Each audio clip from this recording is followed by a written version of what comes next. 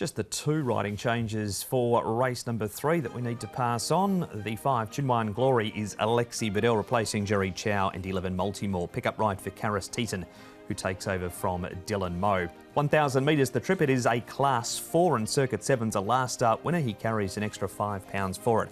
Poor Pretty Queen Prawn, he can't draw a gate. He's out in 10 again. Oversubscribed has improved last 2. Superclass has won a trial impressively since his last start 11th behind Glenelly Generals. Vemos a hood first time and Strive for Glory. First start for Chris So, who's trialled him twice, Tom, and Chris has also taken the blinkers off. It hasn't been seen since middle of December. A super axiom to go forward to here, Paul. Pretty Queen Prawn might be able to get across, had a tough run last start, but what odds for Chinwan Glory? 3 starts for 3 barrier 12s. Yeah, he hasn't had much luck, has he? I think that's the key to the race, is Super Axiom. Now, if Pretty Queen Prawn will come across with Super Axiom. Now, if Super Axiom goes on with it, which I think he will, then Pretty Queen Prawn can get into a nice position. The other key is obviously how hard Circuit 7 wants to make it from, because we know he's got speed as well. He sure does. Oversubscribed is where we start, though. Blake Shin takes the ride for David Hall, and this is Blake and Tom on Zoom yesterday. Blake oversubscribed, a couple of encouraging performances from him recently in his last 2. How have you assessed those last 2 outings?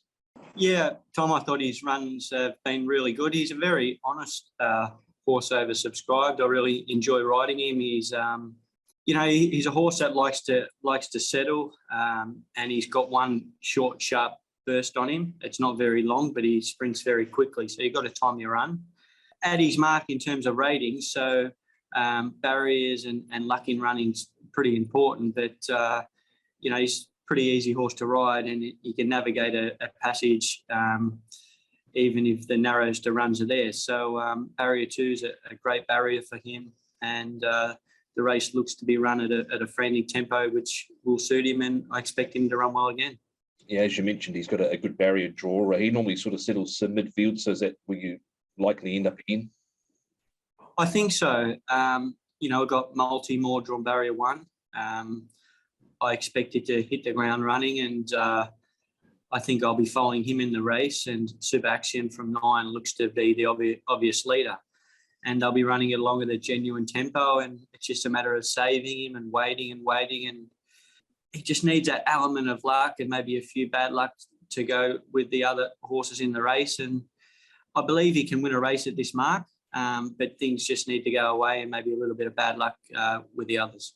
He's not a horse that wins out of turn by any stretch of the imagination, but this doesn't look to be a real strong race. So he looks like he's a genuine chance in the race. Yeah, for sure. Look, he's been running against most of the horses in this race in his past few runs, like Circuit 7. It had won in its last couple, so it's gone up a little bit in its weight. He's running against Pretty Queen Prawn and a couple of the other horses. So the form lines around him are not are pretty similar. And, barriers are important. And like I said, luck in running is going to be important, and hopefully that'll go away tomorrow night. There he is, Blake Shin, who rides oversubscribed, who also appears in our next replay here, Paul. He runs 4th behind an informed Circuit 7, and Super Axiom just needs an 800-metre race. Yeah, and doesn't get it here, unfortunately. Look, he's a heartbreaking horse, isn't he? Because he travels so well and just drops out that last 200 metres. Look, I've got Circuit 7 in. I've also got oversubscribed in. I think oversubscribed to get the race run to suit, and Circuit 7, he's been in good form recently, and he's going well at the moment. He certainly is. Oversubscribed, last one off for 46. He's marked here a 49. That was going back to May of last year. It's a horse that hasn't been far away recently, for sure.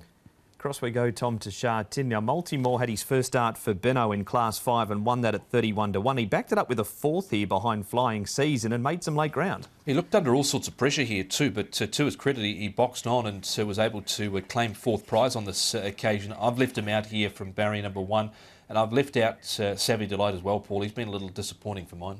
Yeah, look, I put him in on a minor line, Savvy Delight. I just think the horse is going to get the race run to suit.